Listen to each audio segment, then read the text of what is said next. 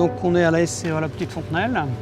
Nous sommes situés en France, dans la région Bretagne, à Châteaubourg. La structure se répartit sur 520 ruines, essais engraisseurs, avec une spécificité, 2 sites, un site purement naissage et PS engraissement sur l'autre site.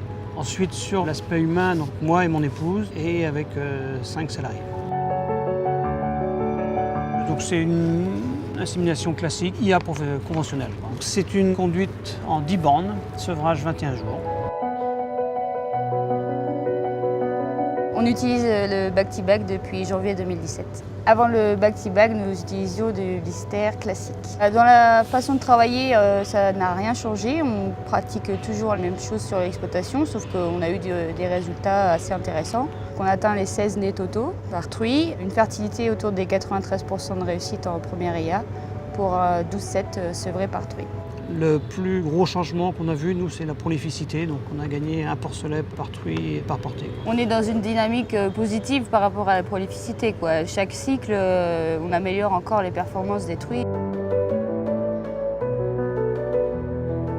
Maintenant qu'on a réussi à avoir un protocole d'IA avec de la réussite, on va pouvoir essayer aussi d'utiliser moins de doses et de faire aussi une seule livraison le vendredi pour couvrir toutes nos IA.